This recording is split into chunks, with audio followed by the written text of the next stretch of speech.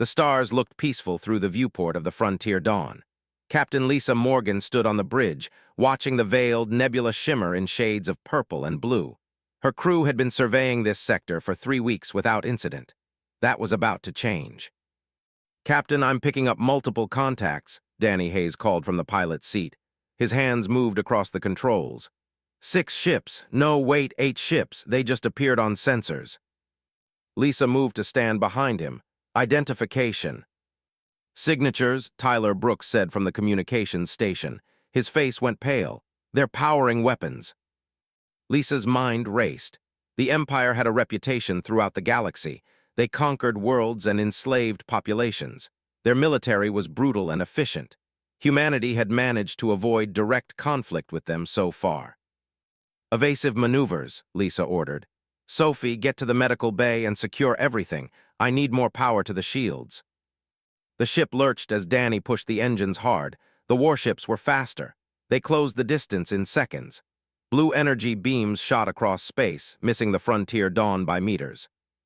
"They're trying to disable us, not destroy us," Park shouted from the engineering console. "That's almost worse." He was right, the wanted prisoners, not debris. Another barrage hit the shields. The lights flickered. Sophie Grant grabbed a railing to keep from falling. The medical officer's face showed concern but not panic. That was good. Lisa needed her crew to stay calm. "Shields at 40%, reported." "Can we jump to faster than light?" Lisa asked.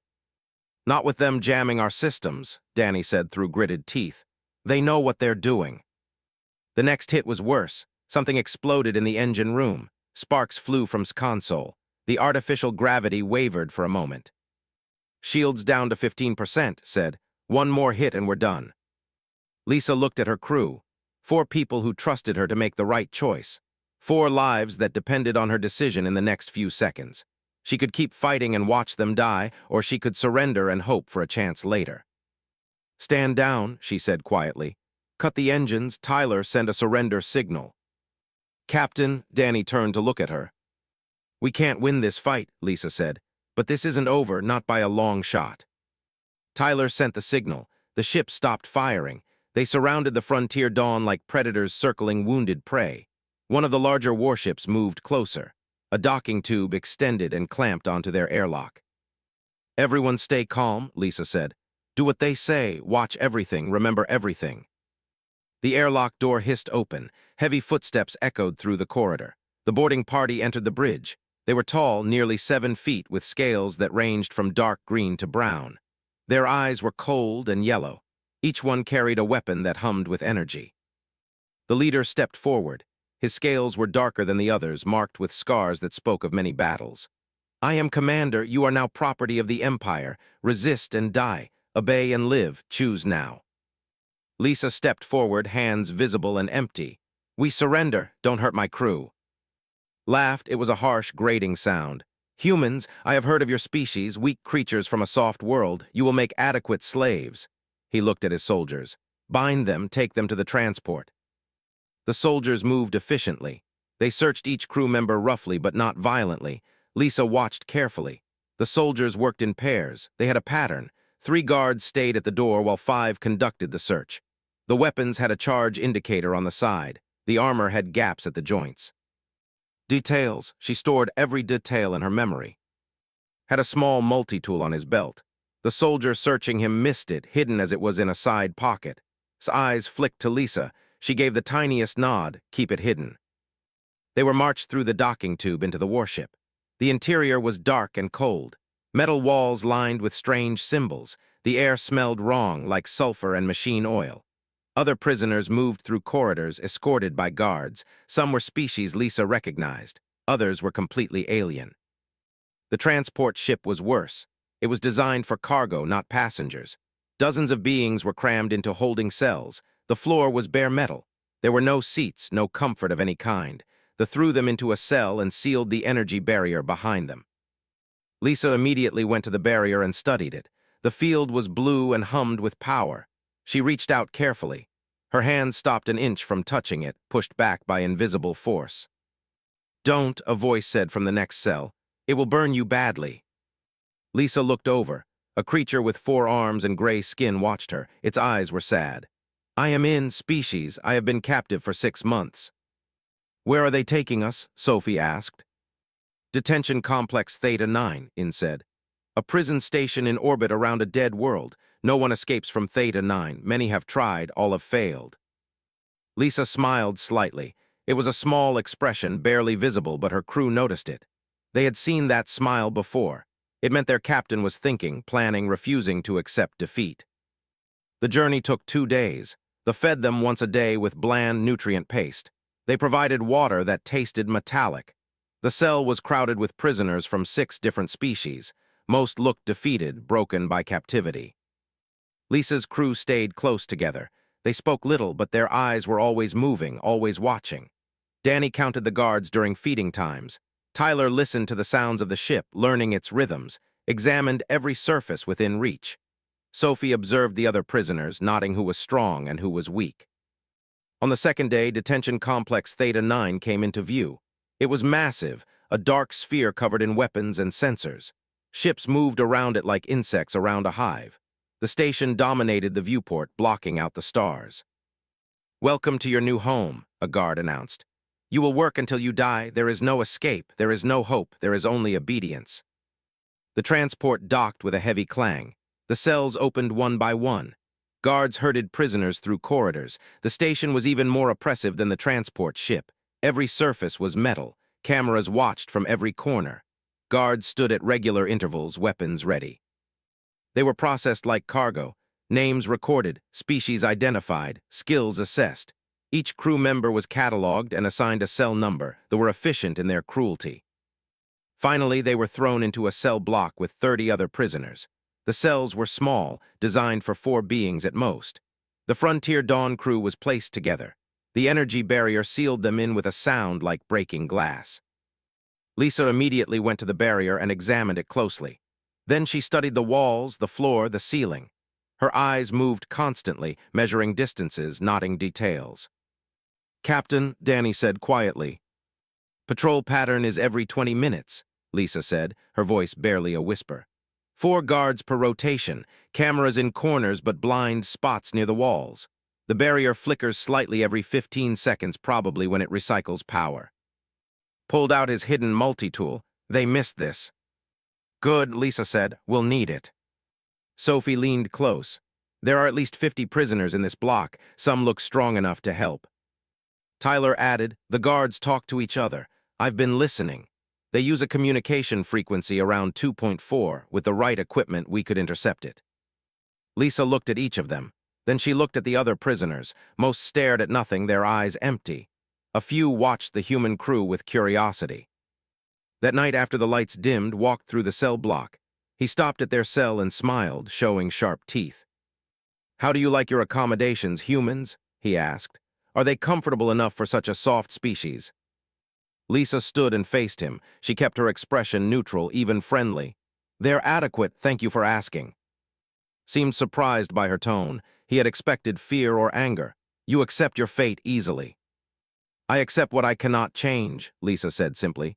But I'm curious about culture. Your efficiency is impressive. The commander's chest swelled slightly with pride. They are the greatest military force in the galaxy. Our tactics are studied by every species. Our victories are legendary. I can see why, Lisa said. The way your soldiers moved during our capture, the precision of this facility, it's remarkable. Talked for 10 minutes, boasting about superiority. Lisa asked innocent questions and listened carefully. She learned about the station's command structure, the number of prisoners, the supply schedule, the guard rotations. When he finally left, Lisa's crew gathered close. You got him talking, said with quiet admiration. Arrogance is a weakness, Lisa replied. He sees us as defeated and harmless. That's good. Let him underestimate us. But how do we escape? Sophie asked. Instead, no one ever has. Lisa's smile returned, small but fierce. No one has escaped yet, but they've never held humans before. Danny leaned forward. What are you thinking, Captain? I'm thinking they made a mistake, Lisa said softly. They thought capturing us would be the end. They thought wrong because humans don't give up. We adapt. We survive. We find a way. She looked at each crew member. They see captives, but we're not captives. We're explorers who happen to be temporarily detained. There's a difference. Grinned in the darkness. So what's the plan? First, we learn everything about this place, Lisa said. Every routine, every weakness, every opportunity. We make friends with the other prisoners. We gather resources. And when the moment is right, we show the what happens when they cage a human. Tyler glanced at the sleeping guards. They really think we're helpless. Good, Lisa said, her smile grew. Let them think that. Underestimation is the first step to defeat, and we're going to teach them a lesson they'll never forget. In the darkness of their cell, surrounded by despair and defeat, 5 humans began to plan. They did not know if they would succeed. They did not know if they would survive. But they knew one thing with absolute certainty. They were not staying here. The first week passed slowly. Lisa and her crew settled into the prison routine while keeping their eyes and ears open. Every morning, the guards would activate the lights at exactly 600 station time. 30 minutes later, they distributed food. Twice a day, prisoners were allowed to move through the common area for 1 hour each. Lisa used every minute of those hours. Tell me about the ventilation system, she said to In during their second meeting in the common area. The engineer was grateful for someone to talk to after months of isolation. In's 4 arms gestured as he explained. The system runs through the entire station, but the shafts are too small for most species. The grates are reinforced metal, and even if you could remove one, the internal sensors would detect movement immediately. What about the energy barriers? Lisa asked. Impossible to bypass, In said firmly. They run on a closed power system. You would need access to the main control room to shut them down, and the control room is in the center of the station, behind 6 security checkpoints. Lisa filed away every detail. Nothing was impossible. Everything had a weakness. In another corner of the common area, Sophie was talking to a medic named OK. Unlike the guards, OK seemed tired and frustrated with his work. They cut our medical budget again, he complained. How am I supposed to keep prisoners healthy with inadequate supplies? If they die from preventable illness, command blames me. Sophie made sympathetic sounds and asked questions. She learned that the medical bay was on level 3, that it had minimal security because no one expected prisoners to seek out medical care, that OK often worked alone during night shifts because of staff shortages. Danny spent his time watching the guards. He noticed that they followed exact patterns, the same routes, the same timing every single day. Military training made them efficient but predictable. He counted steps and measured distances with his eyes. Worked in their cell. Using his multi-tool, he carefully removed tiny screws from the wall panel. The work was slow and had to be done when guards were not looking. After 3 days, he had the panel loose. Behind it were wires and conduits that ran through the station. I can access the electrical system from here, he whispered to Lisa. But I need more tools, and I need to understand how their power grid works. Tyler had been listening to the guards during their patrols. He noticed they talked to each other through small devices attached to their armor. The conversations were usually boring, but occasionally he caught useful information. Supply ship coming in 5 days, one guard said during their evening patrol. About time, another replied. We're running low on everything. Tyler memorized every word. On the 8th day, Lisa made contact with the prison's most dangerous resident. His name was a warrior from the species. He stood nearly 8 feet tall, covered in natural armor plates and muscle. He had attempted escape twice and failed both times. Sat alone in the common area, other prisoners gave him space. Lisa walked directly to him and sat down. I've heard you tried to escape, she said simply. Turned his large head to look at her. His eyes were red and his voice was deep like thunder. I did. I failed both times. Tell me what happened. Why, so you can fail too? But something in Lisa's calm expression made him continue. First time I tried to overpower the guards. I took down 6 before they stunned me. Second time I made it to the hangar bay, but I could not operate their ships. The controls are designed for claws. How did you reach the hangar bay? Lisa asked. Smiled slightly. There is a maintenance corridor on level 2. It bypasses 2 security checkpoints.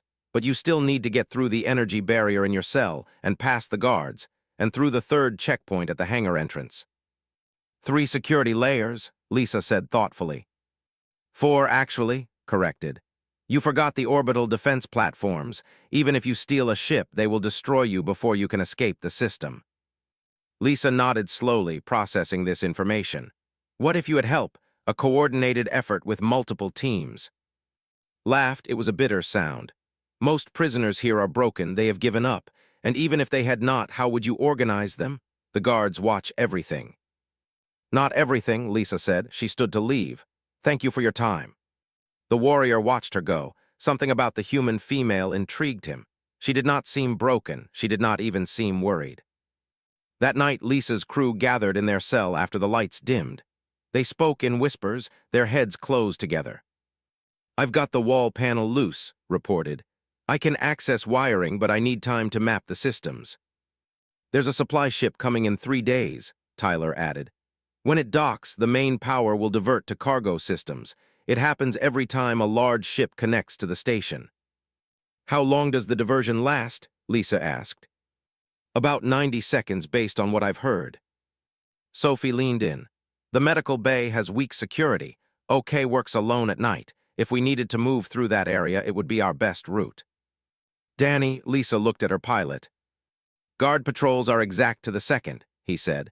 20-minute cycles, 4 guards per rotation. But during meal distribution, they pull 2 guards from patrol to help with crowd control. That's a 6-minute window with reduced coverage. Lisa processed all of this information, pieces of a puzzle forming in her mind.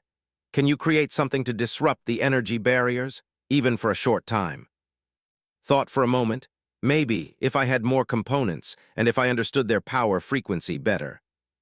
Work on it, Lisa said. Tyler, keep listening to the guards. I need to know everything about that supply ship arrival. Sophie, get closer to OK. We might need access to medical supplies. What about me? Danny asked. Start mapping the fastest route from this cell block to the hangar bay. Use information about the maintenance corridor. Over the next 3 days, the plan began to take shape. Scavenged tiny components from damaged equipment in the common area. Other prisoners threw away broken devices, not realizing the parts had value. He collected them carefully and worked in the cell during rest periods. In noticed what was doing. The engineer approached him during common area time. You are building something, In said quietly. Hesitated. Could he trust this alien? Lisa had said to make friends with other prisoners, but revealing their plans was risky. I'm just tinkering, said carefully. In's face changed in what might have been a smile. I have been an engineer for 40 years. I know tinkering when I see it, and I know planning. He paused. Let me help. Looked at Lisa across the room. She had been watching. She gave a small nod. We're going to escape, said bluntly. We need to disrupt the energy barriers. In's forearms trembled. It cannot be done. It can, insisted. For 90 seconds during a power diversion, that's all we need. The engineer looked at the components had gathered. His expression changed from disbelief to calculation. If you matched the barrier frequency and created an inverse wave, it might work. For a very short time, you would need a power source. I can get one from the cell power outlet, said. That will blow every circuit in the cell block. I know, but by then we'll be gone. In was quiet for a long moment. I will help, but others must know. This cannot be just the 5 of you.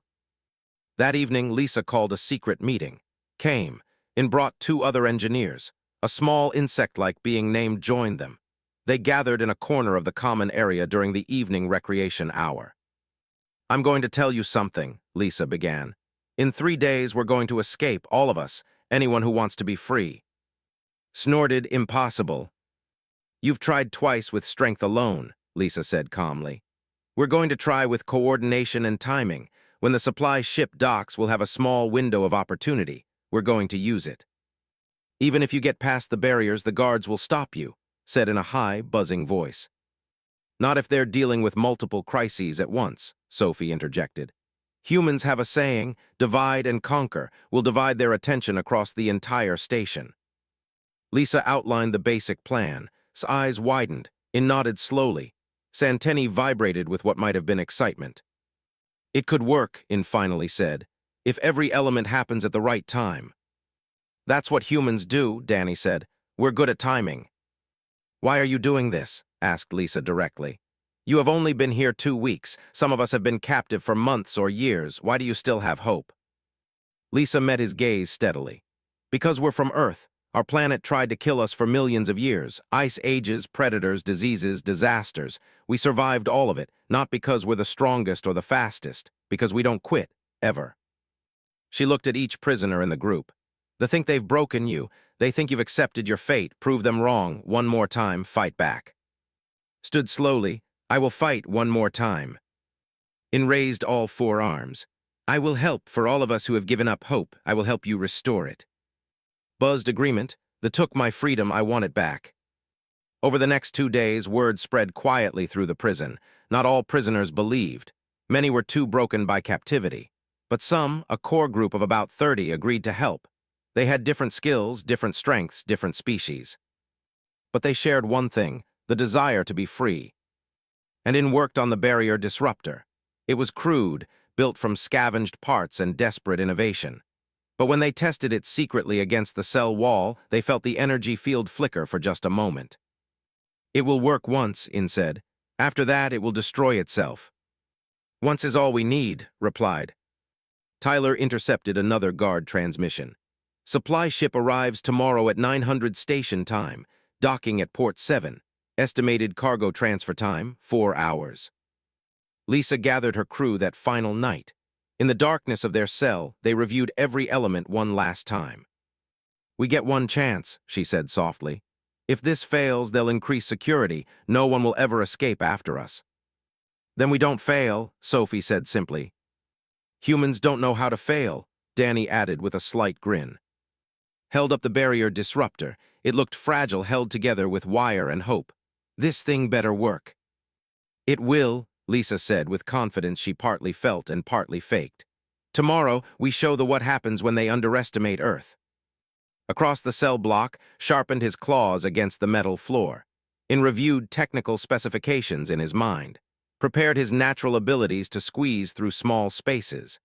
30 prisoners prepared themselves for one desperate attempt at freedom. Made his evening rounds. He stopped at Lisa's cell and smiled his cruel smile. You seem content, human. Have you accepted your place? Lisa smiled back warmly. I've learned a lot about efficiency. Your systems are impressive. Thank you for teaching me. Preened under the praise. They are masters of organization. Perhaps you are smarter than most of your species. After he left, Danny whispered, How can you be so nice to him? Because every minute he talks is another minute I learn, Lisa replied.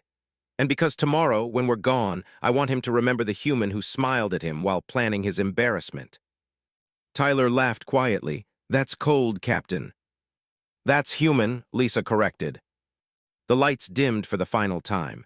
Tomorrow would bring freedom or death. There was no middle ground. But as Lisa lay on the hard metal floor of her cell, she felt no fear, only determination. They had made a mistake, a fundamental error in understanding. They thought capturing humans would be easy. They thought keeping humans would be simple. They were about to learn otherwise. The morning of the escape began like any other. Guards activated the lights at 600. Prisoners stirred slowly, faces blank with routine despair. But 30 individuals scattered through different cells moved with hidden purpose. They stretched carefully, checking their bodies were ready. They ate their bland breakfast completely, knowing they would need the energy. Lisa stood near the energy barrier of her cell, watching the guards. Her heart beat fast but steady. She had commanded exploration missions through dangerous space. She had negotiated with hostile aliens. She had survived equipment failures light years from help. This was just another challenge. But the stakes had never been higher. At 800, the supply ship entered sensor range. Tyler heard the guards discussing it. Big one today, a guard said. Medical supplies, food stores, and equipment replacements. Going to take forever to unload. Perfect, Lisa thought. The longer the ship stayed docked, the more distraction it would provide. Across the cell block caught Lisa's eye. The massive warrior nodded slowly. He was ready. In another cell, In and his fellow engineers made final adjustments to hidden tools, vibrated his antennae in a pattern that signaled readiness to others of his species. The plan was complex. It required perfect timing and cooperation across multiple teams, but Lisa had broken it into simple steps. Each person knew their exact role. No one needed to understand the entire operation. They just needed to do their part. At 8:30, Sophie approached a guard during common area time. "Please, I don't feel well. Can I see the medic?" The guard looked annoyed. "You look fine." "It's internal," Sophie said, clutching her stomach convincingly. "Female problems, please." The guard's expression changed to disgust. Males did not like dealing with biological issues. "Fine, but make it quick." Sophie was escorted to the medical bay on level 3. OK was there, organizing supplies. He looked up in surprise. "What is wrong?" he asked. "Nothing," Sophie said quietly. "But in 30 minutes, people are going to need your help. When prisoners come here injured, don't ask questions, just help them." OK stared at her. "What are you planning?" "Freedom," Sophie said simply. "You can help or you can stay out of the way, but I think you're tired of this place too." The medic was silent for a long moment. Then he turned back to his supplies. "I will have bandages ready for whoever needs them." Sophie smiled. "Thank you." At 8:55, the supply ship docked at Port 7. Lisa felt the slight vibration through the station's structure. Every prisoner in on the plan felt it too. 5 minutes. Just 5 minutes until the power diversion would begin. Held the barrier disruptor in his hands. It was hidden under his shirt, pressed against his chest. The device was warm. It had to be activated at the exact right moment. Too early and it would fail before the power diversion. Too late and the window would close. Danny stood near the cell entrance, positioned where he could see the corridor. His job was simple but critical. Count down the seconds, tell when to activate. Tyler's job was to create chaos. He had spent days learning the guard communication frequency. Now, using a device built from scavenged parts, he was ready to flood their channel with false emergency signals. At 8:58, the prison administration diverted primary power to the docking systems. The supply ship needed enormous energy to connect its cargo systems. For 90 seconds, the station would run on secondary power. The energy barriers would weaken slightly. It would be enough. 60 seconds, Danny whispered. Lisa gathered her crew close. "Whatever happens, we stay together. No one gets left behind. That's not the human way." They all nodded. Sophie's hands were shaking slightly. Jaw was clenched. Tyler was sweating. Danny's eyes were locked on his countdown. 30 seconds, Danny said. Across the prison, 30 prisoners moved into position. Stood near his cell barrier, massive fists ready, and had his tools in hand. Was near a ventilation grate. Each person knew their role. Each person was terrified and determined in equal measure. 10 seconds, Danny whispered. 9, 8, 7. Powered up the barrier disruptor. The device hummed. It grew hot in his hands. 3, 2, 1, now. Activated the device. It screamed with energy, creating a pulse that matched the barrier frequency but in reverse. The blue energy field in their cell flickered. For 3 seconds it was completely gone. Lisa moved first. She burst through the opening. Her crew followed instantly. They had practiced this mentally 100 times. 4 steps to the corridor, turn left, run. In 6 other cells across the prison block, energy barriers failed simultaneously. The barrier disruptor's effect rippled through the connected power grid. Prisoners poured into corridors. Tyler activated his communication device. False emergency signals flooded the guard frequency. Fire in Section 7. Hull breach on Level 5. Medical emergency in processing. The voices were artificial, but the guard systems could not tell the difference. Chaos erupted. Guards ran toward false emergencies. Alarm systems activated. Lights flickered red. The careful order of the prison shattered in seconds. Reached the first checkpoint with 3 other warriors. 2 guards stood there, confused by the alarms. They saw the prisoners charging and raised weapons. Too slow. Hit the first guard like a boulder rolling downhill. The guard flew backward and crashed into a wall. The second guard fired. The energy beam hits natural armor and dispersed. The warrior grabbed the weapon and crushed it in his massive hand. The guard ran. "Checkpoint 1 clear," roared. In and the engineers ran toward the power distribution center. They needed to keep the barriers down for as long as possible. A guard stepped into their path, dropped from a ceiling vent onto the guard's head. The insect being's natural paralyzing venom acted instantly. The guard collapsed. "Nice work," In said too. "Keep moving," the small alien buzzed back. Lisa's team ran toward the maintenance corridor that had described. They encountered 3 guards at an intersection. The guards were distracted by the false alarms and did not expect actual prisoners. Sophie threw a metal food tray she had carried from the cell. It hit one guard in the face. Danny tackled another. Tyler grabbed a dropped weapon and pointed it, his hands shaking. "Don't move," Tyler shouted at the 3rd guard. The guard looked at the weapon, then at Tyler's shaking hands. He decided correctly that a scared human with a weapon was more dangerous than a calm one. He put his hands up. "Good choice," Lisa said. She grabbed restraint cuffs from the guard's belt and secured all 3. "Sorry about this, nothing personal." They ran on. The maintenance corridor was dark and narrow. It was designed for repair workers, not for travel. But it bypassed the main security checkpoint between levels 2 and 3. They crawled through, moving as fast as possible. Behind them, the prison was in full chaos. 30 escaped prisoners had become 50 as others joined the attempt. Guards ran everywhere, trying to contain the situation. But every time they focused on one area, another emergency pulled them away. In reached the power center. It was protected by a locked door with an electronic keypad. He pulled out a device had built and connected it to the lock. The device cycled through codes rapidly. "How long?" another engineer asked nervously. 30 seconds if we're lucky, never if we're not."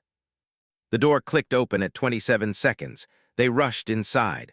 The room was full of humming equipment and glowing displays. In's 4 arms moved across multiple panels at once. "I can override the emergency lockdown protocols," he said, "but only for 4 minutes before the main system compensates." "Do it," another engineer urged. 4 minutes might be enough. In entered commands. Throughout the station, security doors that should have sealed remained open. Energy barriers that should have reactivated stayed down. The security system fought against the override, but for precious minutes it was losing. Lisa's team emerged from the maintenance corridor on level 3. They were close to the hangar bay now, but the hardest part was still ahead. The hangar was guarded by elite soldiers, not regular prison guards. They met up with Scroop at a predetermined intersection. The warrior was bleeding from several wounds, but still moving strong. 8 guards between us and the hangar entrance, reported, armed with heavy weapons. "Can we go around?" Danny asked. "No other route," said. "We go through them or we fail." Lisa looked at her assembled team. Humans, warriors, engineers, and a dozen other species. They were exhausted, scared, and desperate, but they had made it farther than anyone thought possible. "We rush them together," Lisa decided. "Overwhelming force, fast and hard, don't give them time to organize." It was not a clever plan. It was barely a plan at all. But sometimes, especially when time was running out, the simplest approach was best. They charged. The elite guards were prepared for an attack. They had received reports of the prison break and were on high alert. They opened fire as soon as the prisoners appeared. Energy beams filled the corridor. 2 warriors fell immediately, was hit and tumbled to the floor. The advance faltered for just a moment. Then roared. It was a sound of pure rage and determination. He charged forward despite the weapon's fire. Other prisoners followed his lead. The momentum became unstoppable. Sophie reached and pulled the small being to safety. Tyler and Danny provided covering fire with weapons they had taken from guards, worked on bypassing the hangar door controls. Lisa found herself face to face with an elite guard. He was bigger than covered in combat armor. His weapon was pointed at her chest. "Surrender," he demanded. Lisa smiled. It was that same small smile her crew had seen in their cell weeks ago. "No." She moved. Years of hand-to-hand combat training on Earth kicked in. She was smaller and weaker than but she was faster. She grabbed his weapon arm and twisted hard. The guard was surprised. Prisoners did not fight back like this. His surprise lasted 1 second. Lisa used that second to kick his knee joint. He stumbled. She grabbed his helmet and pulled down hard. He fell forward. She was already past him, running toward the hangar door. "Doors open," shouted. They poured through. The hangar bay was massive, filled with ships of various sizes. Guards were rushing toward the entrance, responding to the breach. But they were too late. The prisoners were already spreading through the bay. "Find ships that work," Lisa ordered. "Don't be picky, anything that flies." headed toward a patrol ship. Danny ran for a smaller transport vessel. In and his engineers identified a cargo hauler. Each group went for a different ship. If they all tried to escape in one vessel, they would be easier to stop. Lisa's crew reached a mid-sized transport. Danny jumped into the pilot's seat and started checking systems. "This thing is old but functional. Give me 90 seconds to start the engines." "You have 60, Lisa said, watching guards pouring into the hangar. Sophie and Tyler worked on releasing the docking clamps, stood guard with a captured weapon. Lisa coordinated with the other groups through shouting. "Everyone takes a different exit vector," she yelled. "Split their fire, meet at the coordinates we discussed." Ship engines roared to life. The warrior's voice came through the open communication channel. "For freedom, for all of us." His ship launched first. Weapons fire tracked it but missed. He was through the hangar shield and into space. 30 seconds, Danny called.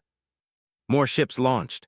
The cargo hauler with engineers, a small fighter with at the controls, a transport with 10 freed prisoners, each ship scattered in a different direction. Guards were at their ship now. Energy beams hit the hull, an alarm screamed inside. "Now would be good, Danny," Sophie shouted. "Now it is," Danny slammed the launch control. The ship shot forward. G-forces pressed everyone back. They blasted through the hangar shield and into open space.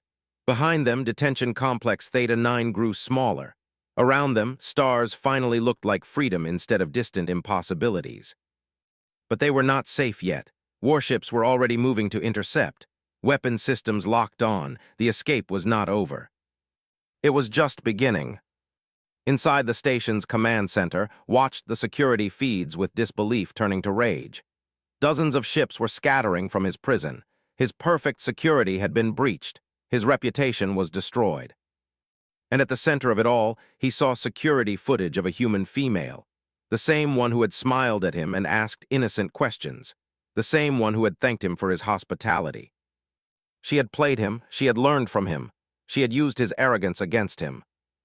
"Destroy them all," he ordered. "I want every escape ship blown to debris." But even as he gave the order, he knew it was too late. The ships were already too scattered. His forces could not catch them all. The human had won. Slammed his fist on the console, cracking the display. Somewhere in space, he knew she was smiling. And he was right. In the pilot seat of their stolen transport, Lisa Morgan watched the stars and smiled. They had done it. Against impossible odds, they had escaped. Not just her crew, dozens of prisoners, all of them free because they had refused to accept captivity. "Where to, Captain?" Danny asked, expertly dodging weapons fire. The stolen transport ship shook violently as another energy beam passed close to the hull. Danny's hands moved across the controls with desperate precision. Behind them, 3 warships were closing the distance. "They're gaining," Tyler reported from the sensor station. 2 minutes until they're in weapons range."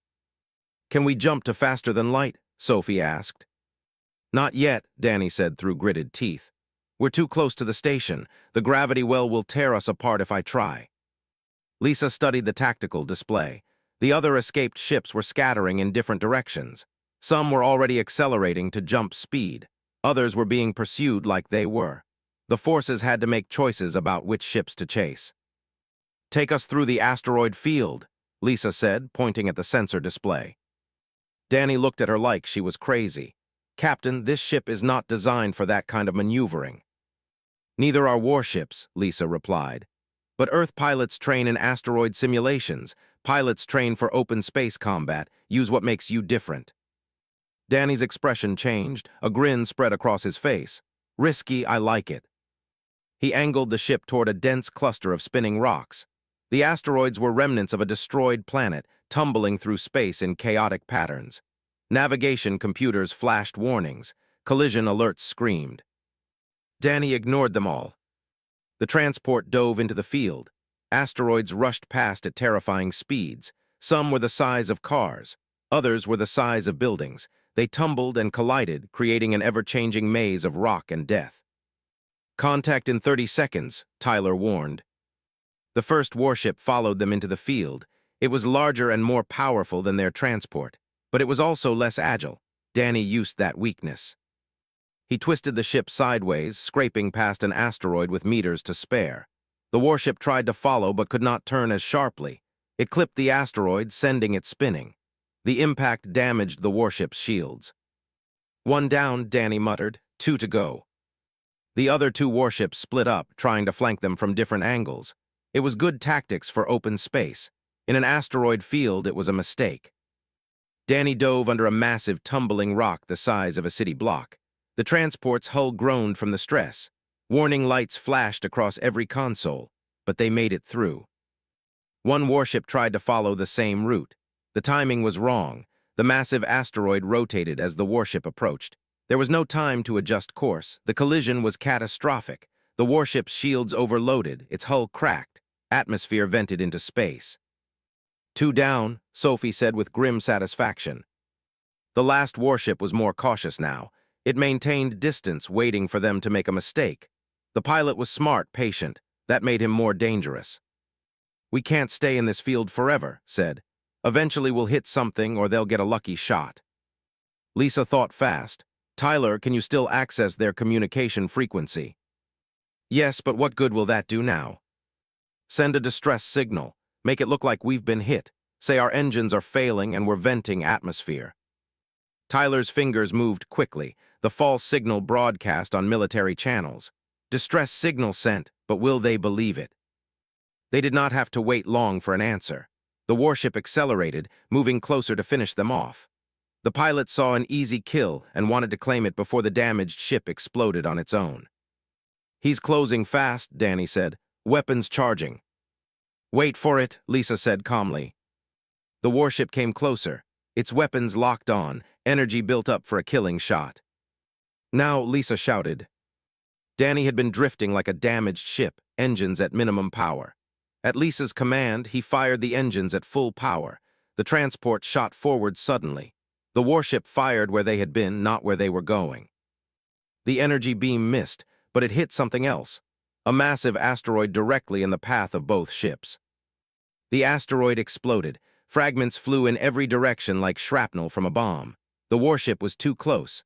Dozens of rock fragments peppered its hull. Shields collapsed under the barrage. The warship tried to retreat but took critical damage. Lisa's ship was hit too, but Danny had been ready.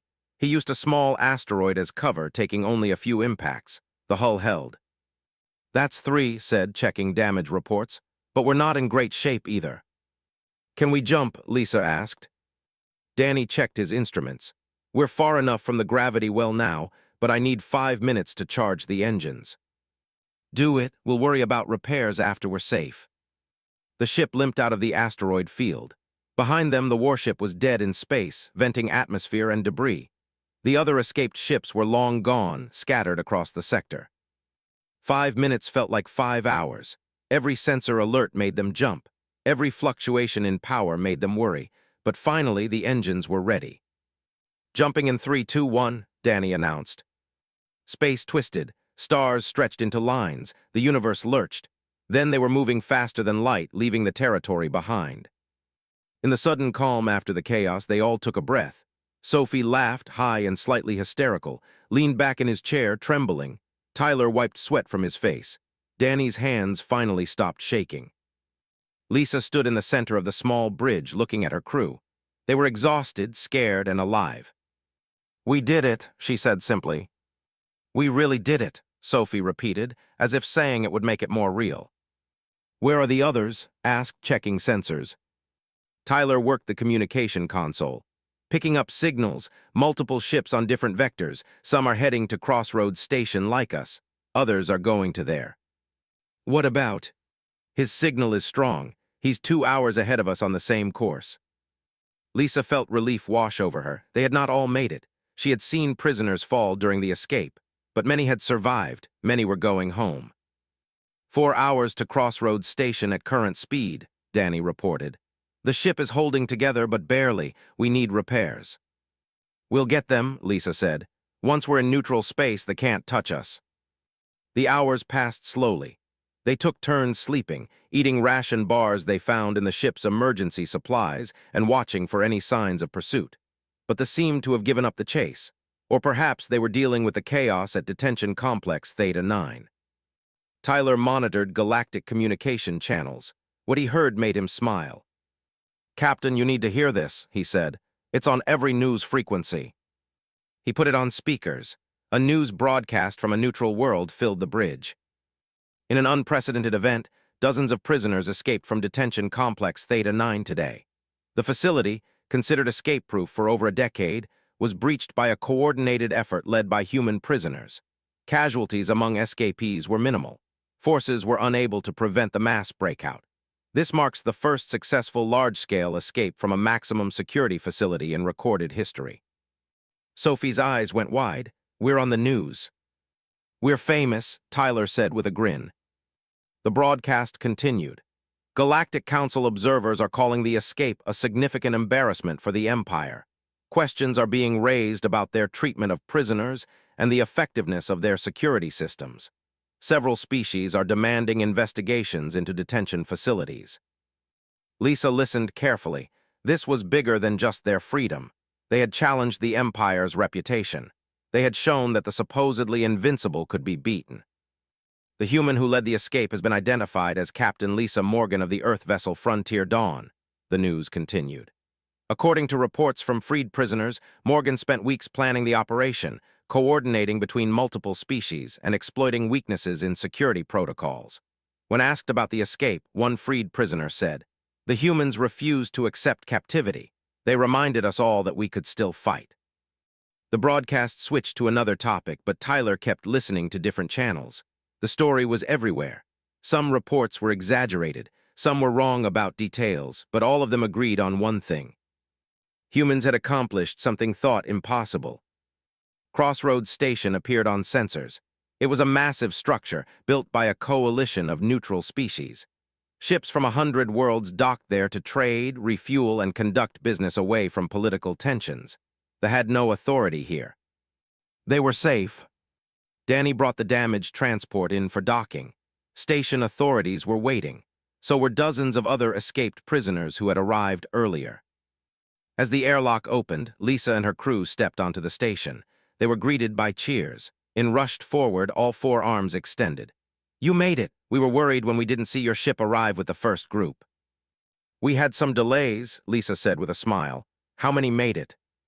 42 prisoners reached safety, In reported. His expression grew sad.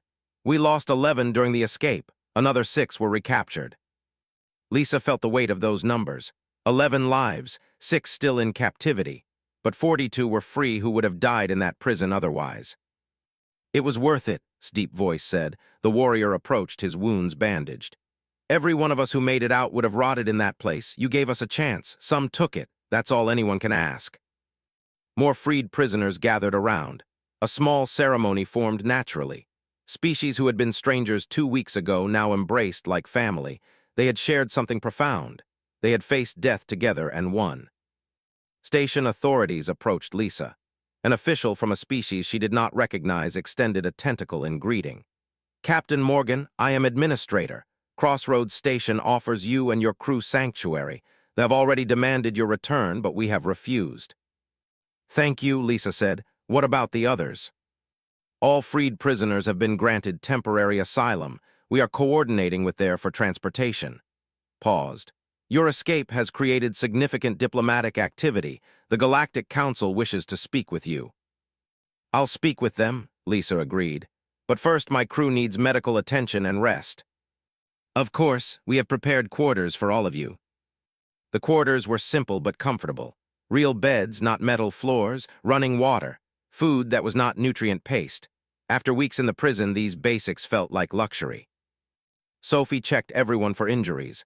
Minor cuts, bruises, exhaustion, nothing serious. They had been incredibly lucky. That night, they gathered in Lisa's quarters. For the first time since the capture, they were truly alone and safe. "I still can't believe we pulled it off," said, lying on the floor because the bed felt too soft after weeks on metal. "I can," Danny replied. "We're human, we're stubborn like that." "What happens now?" Tyler asked. "Do we try to get back to Earth?" Lisa had been thinking about this. "First, we talk to the Galactic Council. We tell them what they are doing in those prisons. Then we contact Earth Fleet and let them know we're alive." She paused. "And then we get a new ship and go back to doing what we do best." "Exploring?" Sophie asked. "Living," Lisa corrected. We're explorers, we don't sit still, we don't give up, we keep moving forward. Even after everything that happened? Asked quietly. Especially after everything that happened, Lisa said firmly. They tried to break us, they failed. If we let fear stop us now, they win. I won't give them that satisfaction. Her crew nodded. They understood. They had faced the worst and survived. Going back to their lives was not retreating. It was proof that they had not changed them. 3 days later, Lisa stood before the Galactic Council via holographic transmission. Representatives from 50 species watched her. The council chamber was enormous, designed to accommodate beings of vastly different sizes and needs. Captain Morgan, the council leader began, your escape from custody has created significant diplomatic complications.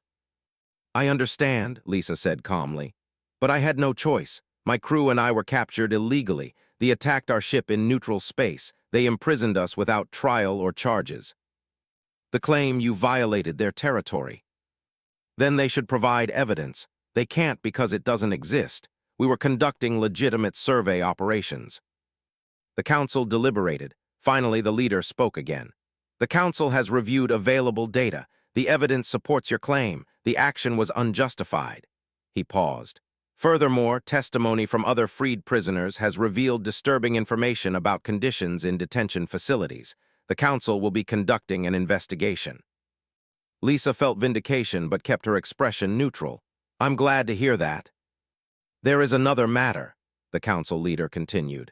Your species is relatively new to the galactic community. Your actions have significantly raised humanity's profile. The council would like to formally recognize Earth as a strategic partner. Lisa blinked in surprise. I'm just a ship captain. That's a decision for Earth's government. Of course, but your actions have demonstrated qualities the galaxy values. Resilience, creativity, and moral courage. These are traits we hope to see more of from humanity. The transmission ended. Lisa stood alone in the communication room, processing what had just happened. She had gone from prisoner to diplomat in 3 days. Back in their quarters, her crew celebrated. Earth Fleet had sent a message. They were officially heroes. A new ship was being prepared for them. Offers of alliance were pouring in from multiple species. We're famous, Tyler said, reading message after message. There are songs being written about the escape. Songs. Let's hope they get the details right, Danny laughed. Lisa watched her crew celebrate. They had earned this moment. They had faced impossible odds, and 6 weeks after the escape, Lisa stood in a shipyard orbiting Earth. The new vessel before her was beautiful. Sleek lines, advanced engines, and the latest sensor equipment. The name painted on the hull made her smile. Pathfinder. She's a beauty, Danny said, standing beside her. He held a data pad with the ship's specifications. Faster than Frontier Dawn, better shields, and look at these weapon systems. Hopefully we won't need the weapons, Sophie said, but she looked pleased. After their experience with none of them wanted to fly unarmed again. Was already aboard, examining the engine room. His voice came through their communication devices. Captain, these engines are incredible. We could outrun most military vessels. Tyler emerged from the ship's interior. Communication systems are state-of-the-art. We can reach Earth from anywhere in the sector, plus encrypted channels that they can't intercept. Lisa took it all in. Earth Fleet had given them the best ship available. It was part gratitude for surviving, part investment in humanity's growing reputation. The escape from detention complex Theta 9 had changed everything. Admiral Cole approached. She was the fleet commander who had approved their new mission. Captain Morgan, ready for your briefing. Yes, Admiral. They walked to a conference room overlooking the shipyard. Through the viewport, Earth hung in space like a blue and white jewel. Lisa had grown up on that world. She had left it to explore the stars. She had been captured, imprisoned, and escaped. Now she was going out again.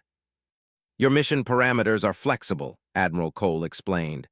Continue exploration and survey work, make peaceful contact with new species, establish goodwill for Earth. She paused. But there's another objective. We want you to find other prisoners. Lisa looked up sharply. You want us to free them? If possible, we've received messages from families of those still held. The Galactic Council investigation is moving slowly. Meanwhile, beings are suffering in those prisons. The Admiral's expression was serious. I won't order you to do this. It's dangerous. They are angry about your escape. They would love a chance to recapture you. But, Lisa prompted, but you've proven you can do the impossible. If anyone can help those prisoners, it's you and your crew. Lisa thought about the prisoners they had left behind, the 6 who were recaptured, the countless others in different facilities. She thought about words. You gave us a chance, that's all anyone can ask. We'll do it, Lisa said. Carefully, intelligently, but we'll do it. Admiral Cole smiled. I was hoping you'd say that. Your crew has already been briefed and approved the mission. They're ready when you are. The Pathfinder launched 3 days later. The crew had spent the time training on the new systems and preparing for extended deployment. They carried supplies for 6 months, advanced medical equipment, and tools for a dozen different situations. As Earth faded behind them, Lisa gathered her crew on the bridge. You all know what we're getting into, she said. This mission is voluntary. Anyone who wants to return to Earth can do so with no judgment. No one moved. All right then, Lisa continued with a smile. Let's show the galaxy what humans can do. Their first stop was Crossroads Station. In had sent a message asking to meet. When they docked, the engineer was waiting with a surprise. Captain Morgan, In said, extending all 4 arms in greeting. Thank you for coming, I have something for you. He led them to a private meeting room. Inside were 12 beings from different species. Lisa recognized some as prisoners from Theta 9. We want to help, In said simply. All of us, you freed us from that place, now we want to help free others. A female named stepped forward. We have information, we know where other prisons are located, we know their weaknesses, and we want revenge against them for what they did to us. This is dangerous, Lisa warned. They will be expecting another attempt. Good, said, emerging from the back of the room. Let them expect it, we will do it anyway. Lisa looked at her crew, they were all nodding. Then she looked at the freed prisoners willing to risk everything again. All right, she said, but we do this smart, no unnecessary risks. We plan carefully, and we only act when we have a real chance of success. Over the next week, they gathered intelligence. The freed prisoners shared everything they knew. In had technical details about prison systems, new guard procedures. Others contributed information about different facilities. They identified their first target, Detention Complex Gamma 5. It was smaller than Theta 9, holding about 100 prisoners. The intelligence suggested it had similar security weaknesses. They haven't upgraded their systems yet, observed, studying the data. They're arrogant. They think what happened at Theta 9 was a fluke. Let's prove them wrong, Danny said. The plan was different this time. They could not infiltrate as prisoners again. Instead, they would use the Pathfinder's advanced systems to create a diversion while a small team infiltrated the station. They spent 2 weeks preparing. Every detail was examined, every contingency planned. They recruited help from species who had reasons to oppose the operation grew from 5 humans to a coalition of 30 beings from 12 species. When they were ready, Lisa addressed everyone involved. They think they can imprison whoever they want, she said. They think their power makes them untouchable. We're going to teach them otherwise, not with conquest, not with cruelty, but by freeing those they've enslaved. The mission launched on a Tuesday. The Pathfinder approached Detention Complex Gamma 5 with false identification. Tyler had hacked into systems and created credentials for a supply ship. The station's automated systems accepted them. They're not even checking carefully, Tyler said with disbelief. They really think no one would dare attack them again. Their mistake, Lisa replied. The plan unfolded in stages. First, and infiltrated the station's computer systems through a maintenance port. They uploaded a virus that would disable security protocols at a specific time. Second, and his warriors approached in small stealth craft. They would board the station when the security was down and secure the hangar. Third, the Pathfinder would disable the station's communication array, preventing them from calling for help. Finally, Sophie would lead a team to the cell blocks to evacuate prisoners. It required perfect timing and coordination, but they had practiced, they were ready. At 300 station time activated the virus. Security cameras went offline. Energy barriers flickered and failed. Alarm systems stayed silent. As team breached the hangar. They encountered 4 guards. The fight was brief and brutal. The guards never had a chance against trained warriors who knew exactly what they were doing. The Pathfinder fired precisely. destroying the communication array without damaging the station's life support. Sophie's team moved through corridors like ghosts. They reached the first cell block and began releasing prisoners. Unlike Theta 9, these prisoners had been warned. Messages had been smuggled in days before. They were ready. Freed prisoners moved in organized groups. Some went to the hangar. Others went to secure key areas of the station. Within 20 minutes, the prison was under their control. The commander of Gamma 5 found himself surrounded in his own command center. Lisa stood before him, flanked by an In. "You," the commander said, recognizing her from reports. "The human from Theta 9. "That's right," Lisa said calmly. "And I'm here to free everyone you've imprisoned unjustly. You can cooperate or you can be locked in your own cells, your choice." The commander chose cooperation. He was smart enough to recognize when he was beaten. They evacuated all 100 prisoners, not a single casualty on their side. 3 guards injured, none seriously. The operation was textbook perfect. As the last ship left the station, Lisa had Tyler send a message on all military frequencies. "This is Captain Lisa Morgan of Earth. You imprisoned us once. We escaped. Now we've freed another facility. This is not revenge. This is justice. Every being you hold unjustly will be freed. Every prison you operate will be emptied. Change your policies or we will change them for you." The message spread through the galaxy like wildfire. News agencies broadcast it on every channel. The Galactic Council called emergency sessions. Species that had lost citizens to prisons celebrated. And on Earth, humanity watched with pride as one of their own stood up to a galactic empire. The empire responded with fury. They issued bounties. They sent warships to hunt for Lisa. They demanded the Galactic Council condemn the prison breaks as terrorism. But the Council refused. Instead, they launched formal investigations into detention practices. Evidence of abuse, illegal imprisonment, and violations of galactic law piled up. They found themselves isolated diplomatically. Over the next 6 months, Lisa and her growing coalition freed 4 more prisons. Each operation was different. Each required new tactics, but they all succeeded. Word spread among prisoners. Hope returned to those who had given up. Families of the imprisoned sent messages of gratitude to Earth. They finally agreed to reforms. They could not afford the diplomatic damage anymore. Prisoners were granted trials. Conditions improved. Several facilities were closed entirely.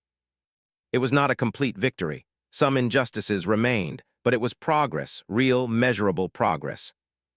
Lisa stood on the bridge of the Pathfinder, looking at a star map showing their next destination. Her crew was with her. They had been through so much together. Capture, imprisonment, escape, and now liberation of hundreds of beings. "New mission orders from Earth Fleet," Tyler announced. "We're being asked to explore the Outer Rim, first contact missions with unknown species." "Finally," Danny said with a grin, "back to what we do best." "We're still going to help prisoners if we find them," Sophie said.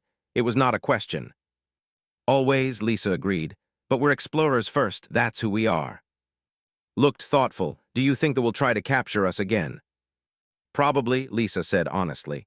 "But they'll think twice about it. We've shown them what humans can do. We've shown the galaxy what happens when you underestimate us."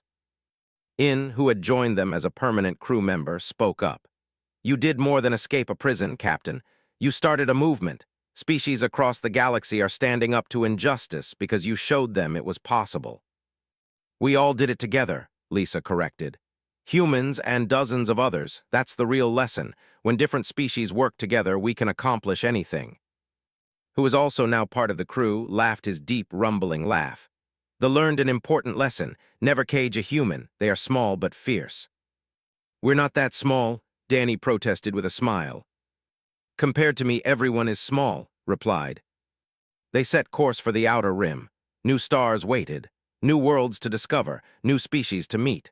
The Pathfinder accelerated to faster-than-light speed, leaving known space behind. Lisa thought about the journey that had brought them here. Captured and imprisoned. Escape against impossible odds. Becoming heroes and liberators. It had been terrifying, exhausting, and dangerous. She would not change a single moment. Because that was what humans did. They adapted. They survived. They helped others. And they never, ever gave up. They had thought they were capturing helpless prisoners. They had been catastrophically wrong. They had challenged human determination and lost. They had underestimated human ingenuity and paid the price. They had tried to break human spirit and found it was unbreakable. Other species watched and learned. Some chose to ally with humanity, others chose to avoid them, but all of them understood now. Humans were not to be underestimated. They were small in size but enormous in determination. They came from a difficult world that had made them tough, creative, and stubborn. Earth's reputation in the galaxy was forever changed. They were no longer the new species that needed protection. They were partners, allies, sometimes, when necessary, warriors. But most importantly, they were free. And they would fight to keep that freedom, not just for themselves, but for anyone who was being oppressed. Lisa Morgan stood on the bridge of her ship, surrounded by a crew that was more like family. They had faced death together and survived. They had accomplished the impossible and made it look routine. Now they were heading into unknown space, ready for whatever came next. "Captain," Danny said from the pilot's seat, "we're approaching the outer rim. No presence detected. Clear space ahead." "Good," Lisa said with a smile. "Let's see what's out there. And let's make sure everyone we meet knows that humans are explorers, not conquerors. We're here to learn, to help, and to make friends." "And if they try to imprison us?" asked with a grin. Lisa's smile turned fierce. "Then they'll learn the same lesson they learned. You can capture a human, you might even hold them for a while, but they will escape. They will survive. And they will make sure everyone knows that freedom is not negotiable." The Pathfinder disappeared into unexplored space. Behind them, they left a galaxy that had learned to respect humanity. Ahead of them lay infinite possibilities. They had thought they were captives. Lisa Morgan had smiled and transformed that captivity into escape. Then she had transformed that escape into a movement. And she had transformed that movement into hope for countless beings across the galaxy. She was an explorer, a leader, a liberator, but most of all, she was human, and that, as the galaxy was learning, meant she was capable of anything. The stars beckoned, the universe waited, and Lisa Morgan, with her crew of humans and aliens who had become family, flew forward into the unknown. Because that was what humans did. They explored, they helped, they survived. And they never, ever stopped moving forward. The end of captivity was just the beginning of the journey. And for Captain Lisa Morgan and the crew of the Pathfinder, the journey was everything. They would remember her. The galaxy would remember her. History would remember her. But Lisa Morgan was not interested in being remembered. She was interested in what came next.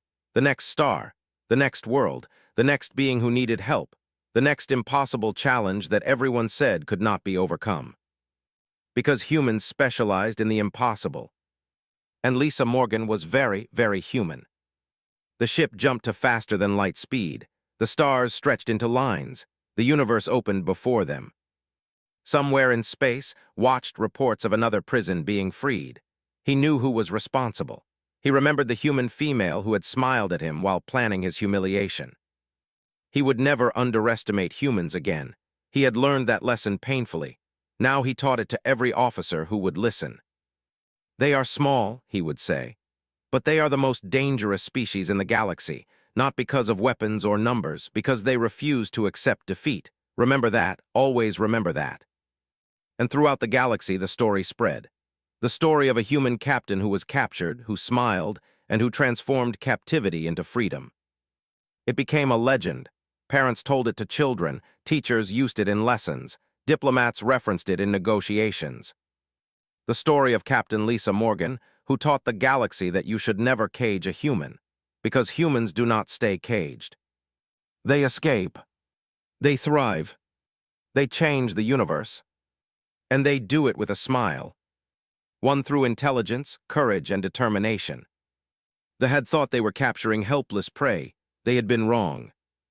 They had captured humans, and humans, Lisa thought with a smile, never stay captured for long. The galaxy was learning that lesson now. Some would welcome humanity as partners, others would be wary, but all of them would remember. Never underestimate a human. Never cage a human and expect them to stay caged. And never, ever assume that surrender means defeat. "Crossroads Station," Lisa said. "It's neutral territory, they can't follow us there." "And then," Sophie asked. "Then we tell everyone what happened here," Lisa replied. We tell the galaxy what humans can do when they're underestimated. Behind them, Detention Complex Theta 9 faded into the distance. Ahead, freedom waited. They had thought they were capturing helpless prey. They had been wrong. They had captured something far more dangerous. They had captured humans who refused to quit. Tomorrow, at 900 station time, Detention Complex Theta 9 would experience something it had never faced before. Not a desperate escape attempt by individuals. Not a violent riot without planning. A coordinated human-led operation that would either succeed brilliantly or fail spectacularly. Lisa closed her eyes and smiled. Either way, they would remember this day. The thought they had captured prisoners. They were wrong. They had awakened something far more dangerous than warriors. They had challenged human determination, creativity, and refusal to accept impossible odds. The escape had not begun yet, but it would soon. Lisa Morgan closed her eyes that night with a smile on her face. They would learn. Every species that underestimated humanity eventually learned. You never cage a human and expect them to stay caged.